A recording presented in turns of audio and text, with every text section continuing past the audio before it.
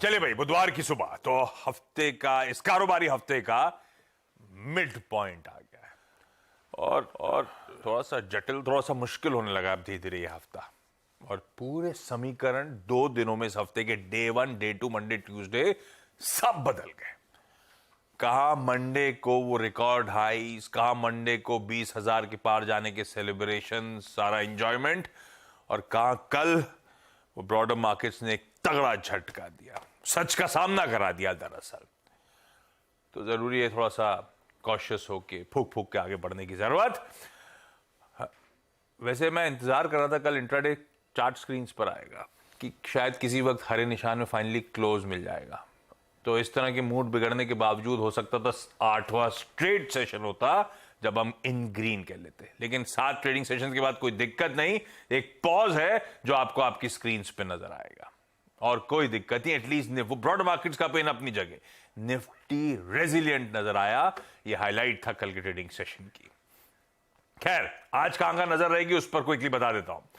React करना है, कल शाम आए हमारे दोनों इंपॉर्टेंट आर्थिक आंकड़ों पर, हमारा अगस्त का सीपीआई यानी कि रिटेल इन्फ्लेशन का नंबर और जुलाई के इंडस्ट्रियल प्रोडक्शन के आंकड़े। सबसे पहले वो इंपॉर्टेंट, उसके बाद दूसरी सबसे इंपॉर्टेंट चीज जो आज शाम को होने वाली है, दुनिया भर की नजर वहां पे होगी और वो ज्यादा बड़ा सरदर्द है। वो है शाम को हमारे टाइम के अनुसार 6 बजे यूएस का अगस्त इन्फ्लेशन प्रिंट वो रिलीज होगा और ये लास्ट इन्फ्लेशन डेटा अगले हफ्ते की पॉलिसी मीट से पहले। आज निफ्टी बैंक की वीकली ऑप्शंस एक्सपायरी का दिन, वेडनेसडे शिफ्ट हो चुकी है, अब तो याद ही हो गया, पिछले हफ्ते हमने देख ली। तो आज उसकी तैयारी हो रही है। साथ साथ वो हमेशा था कि निफ्टी के एक्सपायरी से पहले वाला पेनल्टीमेंट सेशन, आमतौर पे बढ़िया मूव्स देखने को मिलते हैं आज की ट्रेडिंग सेशन में, तो एडेड तड़का होगा आज के लिए। अच्छा, एक चीज और, वेडनेसडे है, सुबह 10:30 बजे आज फिर कैबिनेट और सीसीईए की बैठक स्केड्यूल्ड है। ये सब इंपॉर्टेंट चीज है। गिफ्ट निफ्टी के संकेत स्क्रीन पर रख देता हूं। 20-30 पॉइंट हल्के हरे निशान के साथ शुरुआत करेंगे, इन ग्रीन शुरुआत करेंगे, लार्जली फ्लैट है, हल्के हरे निशान होगा। एशिया को वीकली स्क्रीन पर रख दीजिएगा, कैसा मूड माहौल है। उसके बाद दिखाइए यूएस के बाजार, जो कल परसों जो हुआ था ना उसका रिवर्सल था। परसों 1% नैस्डैक चला था, कल 1% गिर गया। एसएनपी ने थोड़ा सा आउट परफॉर्म करा था, आधा % एसएनपी गिर गया। डाउ फ्लैट था, डाउ बंद भी फ्लैट ही हुआ। हाँ, डाउ का इंट्राडे चार्ट स्क्रीन पे ले आता हूं। इंट्राडे में एक समय 180-190 पॉइंट तक हरे में था डाउ, बीच में एकदम मोमेंटम पकड़ रहा था, सारा मोमेंटम वापस फिजल आउट हो गया, पस्त पड़ते हुए नजर। और आज सुबह के फ्यूचर्स तो एकदम फ्लैट नोट पे। हालांकि हम कल डाइजेस्ट करके गए थे हल्की कमजोरी, फ्लैट से 1/4% के आसपास, मार्केट्स का बिहेवियर था फ्लैट से 1% तक का दबाव। तो उस बीच गिफ्ट निफ्टी तो फिर दिखा रहा है हम आउट परफॉर्म ही करेंगे, जिस तरह के एटलीस्ट यूएस से ओवरनाइट संकेत ने उससे बेहतर डिलीवर करेंगे कि शायद हमारा एडेड वो डबल गुड न्यूज जो आई है उसका तड़का होगा। नीरज जी बगल में बैठे हैं, बताएंगे कैसे ग्लोब के संकेत है। वीरू बताएंगे कैसे निफ्टी बैंक पे स्ट्रेटेजाइज करना। हर्षदा बताएंगे तमाम important stocks in news. Globe में है क्या, आंकड़ों का इंतजार। तो ज्यादा, खैर सबके सब जुड़ते हुए आपको आपकी स्क्रीन पे एक करके नजर आ जाएंगे। तो ज्यादा इंपॉर्टेंट जो तो डबल गुड न्यूज इकोनॉमी के फ्रंट पे, उससे शुरू कर देता हूं। डायरेक्टर साहब जरा ग्राफिक्स लेकर आइएगा एक करके, पहले इन्फ्लेशन का प्रिंट दिखाइएगा। डबल गुड न्यूज इसीलिए कि इन्फ्लेशन का प्रिंट एक्सपेक्टेशन से कम और आईपी ग्रोथ एक्सपेक्टेशन से बेहतर। अगस्त का सीपीआई 6.83 पे, 7.44% पे था पिछले महीने, 15 महीनों के हाईस पे, वहां से कूल ऑफ हो गया है। एक्सपेक्टेशन थी 7 से 7.1% लार्जली सबकी, और उसके सामने 6.83% का प्रिंट। बढ़िया कंफर्टिंग आंकड़े। और वजह, खैर सबको आइडिया था, फूड इन्फ्लेशन और वेजिटेबल इन्फ्लेशन दोनों कूल ऑफ हुए मंथ ऑन मंथ, उसका पूरा फायदा मिलता हुआ। कोर सीपीआई तो 4.8% पे है, जुलाई से वो भी 4.9 से थोड़ा सा रिड्यूस हुआ, लेकिन ये लार्जली एक्सपेक्टेशन के हिसाब से है। और पर सेकेंड कॉन्जिक्यूटिव मंथ हो गया है कोर इन्फ्लेशन जो है 5% के नीचे आपको नजर आएगा। हाँ, ये बात अलग है कि रिटेल इन्फ्लेशन जो है, आरबीआई का कंफर्ट बैंड जो है 2 से 6% का, उससे बैक टू बैक अब 2 महीने हो गए उसके ऊपर है। पर मैं सारी रिपोर्ट्स कंगाल रहा था कल, सब मान रहे हैं सब्सिक्वेंट मंथ में कंफर्ट बैंड में वापस आ जाएंगे आप लोग, और उसके बड़े रीजन है वो एलपीजी सिलेंडर्स के दाम जो घटाए गए थे वो सब पॉजिटिवली कंट्रीब्यूट करना शुरू करेंगे। दूसरा, आईआईपी का आंकड़ा एक्सपेक्टेशन पर ये बहुत डेटेड हो जाता है, ये जुलाई का आंकड़ा है, हम खड़े हैं सितंबर में। आईआईपी आया है 5.7% पे, जुलाई के 3.7 से बढ़कर एक्सपेक्टेशन थी 5.2 की, और यहां पे पूरा मैन्युफैक्चरिंग कंट्रीब्यूशन होता है। मैन्युफैक्चरिंग में एक अच्छा उछाल देखने को मिल रहा है, हालांकि मंथ ऑन मंथ इस तरह का जंप है तो आप सारी एलिमेंट्स देखेंगे इंप्रूव होते हुए आपको नजर आएंगे। ये कहानी है, तो मच नीडेड ब्रीदर कल के उस दिक्कत भरे बाजार के बाद एटलीस्ट इकोनॉमी के फ्रंट पे आता हुआ। अब जरा ग्लोब की बात कर ली जाए। ये तो दोनों कंफर्टिंग आंकड़े हैं। इस आंकड़े का मतलब क्या है? मैं पढ़ रहा था और कोई ऐसी डेटा कोलेक्ट करने की कोशिश कर रहा था। आरबीआई के पास शायद अब बहुत ज्यादा, ये आंकड़े अपनी जगह है, बहुत ज्यादा ब्रीदिंग स्पेस अभी भी नहीं है। क्यों नहीं है? एक तो टॉलरेंस बैंड के ऊपर इन्फ्लेशन है, मॉनसून भाई साहब हम लोग पता नहीं नोटिस नहीं कर रहे हैं, अगस्त के महीने का जो डेफिसिट है सितंबर बिल्कुल भी भर नहीं पा रहा है। तो ये बिलो नॉर्मल मॉनसून ऑलमोस्ट लग गया। अब तो क्रूड ऑयल अभी आएंगे उस पे हम 92, क्या जंप आ रहा है क्रूड में, हमें उसका खामियाजा भुगतना है। रुपए को डिफेंड करते करते फॉरेक्स तो ऑलरेडी गवा चुके हैं हम, रुपए को डिफेंड करना एक और प्राइमरी कंसर्न है, और लार्जली सब मान रहे हैं ईसीबी, बैंक ऑफ इंग्लैंड दरें बढ़ाएगा। हो सकता है यूएस स्टेटस को कर दे, जिसपे इन्होंने थोड़ा सा तड़का दे दिया था हमें इस हफ्ते की शुरुआत में कि ऐसा शायद ना हो पाए, लेकिन जो भी है तो आरबीआई के पास हेडरूम की कमी है। आरबीआई इन आंकड़ों के बीच में अभी भी will keep themselves on guard, ऐसा लग रहा है। खैर, ग्लोब कैसा है? ग्लोब में फिर ठंडा पड़ गया है, चला और गिरा, बस मुनाफा वसूली थी कि आंकड़ों से पहले, या कोई और दिक्कत है? नहीं, सेल ऑफ था कल। क्यों ऐसा? कि ये क्या एप्पल और वो संभाल नहीं पाए टेस्ला, एक दिन वनडे वंडर थे क्या? नहीं, वंडर तो वैसे नहीं था, टेक्निकल था, इसलिए सेल ऑफ था कि होप थी शायद एप्पल की तरफ से कुछ अच्छे प्रोडक्ट हो, कुछ नहीं, ऐसे ही अनइम्प्रेसिव टाइप का इवेंट था। और एक तो उन्होंने वो अब एक ही चार्जर कर दिया है।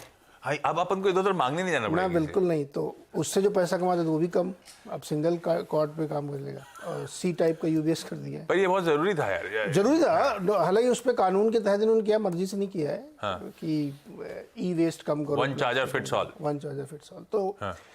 कोई बहुत अच्छे प्रोडक्ट या कोई बहुत तूफानी चीज नहीं की है, इसलिए मार्केट बहुत खुश नहीं हुआ उससे, स्टॉक 2% नीचे आ गया है। दूसरा, कल ओरेकल ने बहुत निराश किया, स्टॉक 13% नीचे गिरा है। क्यों, क्या हो गया? नतीजे खराब, क्लाउड के नंबर खराब। ओरेकल को लेकर तो बड़े उत्साहित थे सब, याद है थोड़े साल, थोड़े महीनों पहले। यस, और आउटलुक भी खराब। तो एआई का तड़का था ना, ओरेकल में बहुत एआई वाला भी तड़का नहीं चला। हाँ। तो ओरेकल ने भयानक निराश किया है, और इसी वजह से आप देखिए जितने भी वो 7 स्टॉक है जिनके दम पे नैस्डैक चलता था, सब में कल सेल ऑफ था। एक्चुअली बिकवाली हुई है तगड़ी, दिक्कत है वहाँ पे। तो नैस्डैक, इसीलिए सबसे ज्यादा नैस्डैक गिरा है। और डाउ क्यों नहीं गिरा? क्योंकि एनर्जी शेयर्स ने उसको संभाल लिया। अब क्रूड 92 के ऊपर चला गया है, तो शेवरॉन का शेयर काफ़ी तेज़ी में था, तो इसलिए डाउ बच गया। अदरवाइज आप S&P भी देख लीजिए। अब ये तो खैर कल जो हुआ उसका था, तमाम सारी चीज़ें थी ठीक नहीं रही। अब इंतजार है कि आज इन्फ्लेशन का नंबर क्या आता है। बढ़ के आएगा, कैसा है क्या? 3.6 मतलब पहले क्या था? 3.2 बढ़ेगा। तो अगर 3.6 से नीचे आता है, हाँ, तो मार्केट में एक बढ़िया तेजी बनेगी, और तमाम ब्रोकर्स ये मानने के लिए तैयार हैं कि शायद फेड पॉज कर दे। लेकिन अगर 3.6 या इससे ऊपर आता है तो आप 1 या 2 हाइक के लिए तैयार रहिए। इसका एक संकेत, इसको ज़्यादा एक इंडिकेटर ये है कि जो फंड मैनेजर का सर्वे किया है बैंक ऑफ अमेरिका ने, उसमें यह निकला है कि वो लोगों ने कहा जो एलोकेशन है तमाम दुनिया भर के बाजारों में, वो तो अभी इंटैक्ट, लेकिन वो कैश लेवल बहुत बढ़ा दिया उन्होंने, डिप्लॉय बिल्कुल नहीं कर रहे हैं। तो इसका मतलब ये कि वेट एंड वॉच सब जगह चल रहा है। वो देखना चाहते हैं कि सेंट्रल बैंकर्स क्या कर रहे हैं। खबर है कि शायद ईसीबी बढ़ाएगा। तो मुझे लगता है कि ये सब एप्पल के नंबर तो साइड वाली बातें हैं। असली नंबर आज शाम को है। अगर वो नंबर निराश करता है तो फिर बिकवाली और बढ़ेगी यूएस में। हमारे एक नंबर बहुत इंटरेस्टिंग है, लेकिन ये $92 का जो हमारा वाला नहीं है, शाम वाला। हाँ, वही ये थोड़ा सा आगे देख के चलते हैं, आगे देख के चलिए। तो ये एक और नंबर आपको बताएं, कल एक नंबर आया है। पिछले 4 साल में फॉर्मल जॉब 4.5 करोड़ क्रिएट हुई हैं, और मिलियंस जॉब क्रिएट हो रही हैं इस फेस्टिवल सीजन से पहले तमाम रिटेलर्स के बीच में, गिग वर्कर्स के तौर में तमाम, ये सब इन्फ्लेशनरी काम होते हैं। नौकरी मिलना अच्छी बात है, लेकिन इससे इन्फ्लेशन ही बढ़ता है, भूलना नहीं चाहिए, अमेरिका वही झेल रहा है। सो माई पॉइंट इज़ कि आपका इन्फ्लेशन 7 से नीचे आ गया है, लेकिन इससे मैं बहुत खुश इसलिए नहीं हूँ क्योंकि अगले 3-4 महीने मुझे बहुत इन्फ्लेशनरी दिख रहे हैं। क्रूड 100 तक जा सकता है। क्रूड का टेंशन अपने को ज्यादा नहीं है, डायरेक्टली पड़ेगा, डायरेक्टली तो मुझे पता है नहीं बढ़ेगा पेट्रोल पंप पे दाम। वो तो कम नहीं दाम बढ़ेगा। बढ़ेगा नहीं, तो आधा काम तो सॉर्ट आउट है। वो तो नहीं बढ़ेगा। ये सही टाइम पे इलेक्शन आ रहे हैं। अच्छा, तो एप्पल का स्टॉक गिर गया। मैंने देखा था सुबह आईफोन 15 के रेट तो इंडिया में 79, उनकी वेबसाइट कह रही है 79,900 से स्टार्टिंग। हाँ, $1,000 पहले तो आते तो बड़े महंगे आते थे, नहीं, इस बार तो $100 महंगा हुआ है, 1000 से $1,300 के बीच में है। तो हिंदुस्तान में सस्ता पड़ा है इस बार, अदरवाइज लॉन्च होते तो बड़े महंगे आते थे। 14 तो बहुत महंगा था। 13-14 जो आप $1,000 का ले रहे हो वो 128 GB वाला, एकदम सबसे नीचे वाला। हाँ, अपना तो नहीं, तो मतलब अपने को अपग्रेड नहीं करना है। करना है, 6 पे नहीं रुके करना है, ये क्या है, आप ये 6 चेंज करो। तो 6 का अपग्रेड वगैरह आदमी 12 पे जाएगा, 15 कैसे पहुंचेगा? ये तो अति हो रही है, 15 आ गया अभी तो 6 में लटके हुए हो। ठीक है भाई, ये एप्पल का वो ये आ गया आईफोन 15। हाँ, ऐसे ठीक है, अब जब जिसको जैसी पसंद। ये अच्छा, इसकी प्री ऑर्डर स्टार्ट हो रहा है 5:30 बजे से 15 सितंबर को, और 22 सितंबर से हिंदुस्तान में अवेलेबल होगा। खैर, ये सब अपनी जगह, ग्लोबल संकेत अपनी जगह। ग्लोबल संकेत कैसे रखूं? नेगेटिव रखिए, नेगेटिव रखें, और वॉचफुल रहेंगे शाम के उस बड़े आंकड़े से पहले। कल का बाजार भाई दिखाइए स्क्रीन पे। निफ्टी तो बच गया, एक बार ब्रॉडर मार्केट भी दिखा दीजिएगा। तो रिसेंट उछाल के बाद कह लीजिए निफ्टी तो एक ब्रीदर ले रहा था लार्जली, उससे ज्यादा कुछ नहीं था। पर जो दिक्कत थी वो ब्रॉडर मार्केट्स में, मेरे ख्याल से हर ट्रेडर को कंप्लीटली ऑफ का, मतलब किसी ने एंटिसिपेट नहीं करा था इस तरह की चाल ब्रॉडर मार्केट्स की कल की ट्रेडिंग सेशन में। वीरू भाई, क्या रीडिंग है डेटा की, कैसा मूड है, क्या अप्रोच रखे? Good morning. Good morning Ashish. देखिए, कल रेड फ्लैग रेज किया था mid caps, no doubt about that, और आज क्रूड एट 92, ये भी एक कंफर्ट नहीं है। बट इंडिसेस, जहां तक निफ्टी का सवाल है आशीष, वो अपनी ट्रेजेक्ट्री में ही ट्रेड कर रहा है, वो अपनी ट्रेजेक्ट्री, वेल डिफाइंड ट्रेजेक्ट्री से बाहर नहीं गया है। Same is the case with Nifty bank, but crude जिस लेवल पे है, बैंक निफ्टी को लेकर कंफर्टेबल नहीं होगा कोई भी index trader, specially Nifty bank का ट्रेडर। मेरी अप्रोच, देखिए कल की मेरी क्लियर कट अप्रोच थी, एक लाइन मैंने स्पेशली लिखी थी अपनी रणनीति में कि we need a consolidation between 19,910 and 20,060, 20,060 और 19,910 के बीच में आपको एक कंसोलिडेशन की जरूरत है। एक पर्टिकुलर पॉइंट था। क्यों? अभी आपको आप 20,100 के ऊपर नहीं जा रहे हैं और आप 19,900 के नीचे नहीं जा रहे हैं। दोनों जगह कॉल राइटर्स और पुट राइटर्स हैं, और आपको इस रेंज के बीच में कंसोलिडेट करना है। ट्रेड कोई भी बनेगा बाय ऑन डिप्स का, वो बनेगा 19,910 का, और कल का लो था 19,914। तो आशीष, अभी भी निफ्टी अपनी बाउंड्रीज में ट्रेड कर रहा है। निफ्टी की कल कोई खता नहीं थी। मैं ऐसे कैसे अप्रोच करूंगा? देखिए, आज बैंक निफ्टी की एक्सपायरी भी है। पहले इंस्टीट्यूशनल अप्रोच को देखते हैं आशीष। एफआईएस की तरफ से कल कैश में सेलिंग थी 1,000 करोड़ रुपए की, 259 करोड़ रुपए का डीआईएस ने बाय किया। इंडेक्स फ्यूचर ने करीब 1106 करोड़ का बाय किया। 10,000 कॉन्ट्रैक्ट लॉन्ग गए कल भी आशीष। वो यानी जो डिप आया था उसमें एफआईएस ने इंडेक्स बाय किया है 10,714 कॉन्ट्रैक्ट, और आप यकीन मानिए उनके नेट लॉन्ग जो हैं वो करीब करीब अब पहुंच गए हैं कल 46,143 नेट लॉन्ग कॉन्ट्रैक्ट्स। तो कल का डिप था, ठीक है, मिड कैप्स में काफी परेशानी थी, लेकिन निफ्टी का डेटा खराब नहीं था।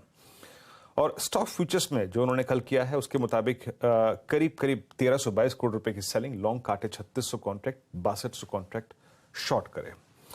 मेरी अप्रोच करेगी, देखिए आशीष, अभी भी निफ्टी एक बाउंड्रीज में ट्रेड करेगा, और आपको बाउंड्रीज में ट्रेड करना पड़ेगा। हमारे पास आईटी का एडवांटेज है, हमारे पास फार्मा का एडवांटेज है, हमारे पास एलएनटी का एडवांटेज है। ये कुछ एडवांटेजेस हमारे पास हैं। लेकिन आइए निफ्टी के स्टैट्स। अभी भी आशीष, सबसे बड़ा कॉल राइटर्स का जोन है 20,100, ये है रेड फ्लैग जोन, और नीचे 19,900 और 19,800 ये पुट राइटर्स के दो डेडिकेटेड जोन्स हैं। ऑप्शन पिरामिड्स जब आपको स्क्रीन पर आएंगे वो क्लियरली डिफाइन कर रहा है कि विद ऑल रिस्क इन्वॉल्व अभी भी आपका ट्रेड जोन जो है वो 20,100 से लेकर 19,900 के बीच में परसिस्ट करता है, ये देखिए। और 20,100 सबसे बड़ा कॉल राइटर का जोन है। अप्रोच क्या रहेगी? देखिए, बेस वन आशीष, बेस वन इंपॉर्टेंट है इन एवरी सर्कमस्टेंसेस। 19,926 और 881 मैं फिर कह रहा हूं बाय ऑन डिप्स की अप्रोच सिर्फ बेस 1 तक रखिएगा, उसके नीचे नहीं। एक रेड फ्लैग में रेस यहां पे करता हूं, हम शॉर्ट टर्म एवरेजेस से बहुत दूर हैं आशीष। अगर किसी भी सर्कमस्टेंसेस में 843 वॉलेट होता है तो as a trader buy on dips को मत करिएगा। उसके बाद बहुत स्ट्रांग पॉसिबिलिटी है कि निफ्टी जाए 726 पर 10 डेमा पर कुछ रेस्ट को ले, अपनी स्ट्रेंथ को रिकलेक्ट करे। तो बाय ऑन डिप्स की अप्रोच आशीष तब तक रहेगी सिर्फ जब 19926 881 स्क्रीन पे है।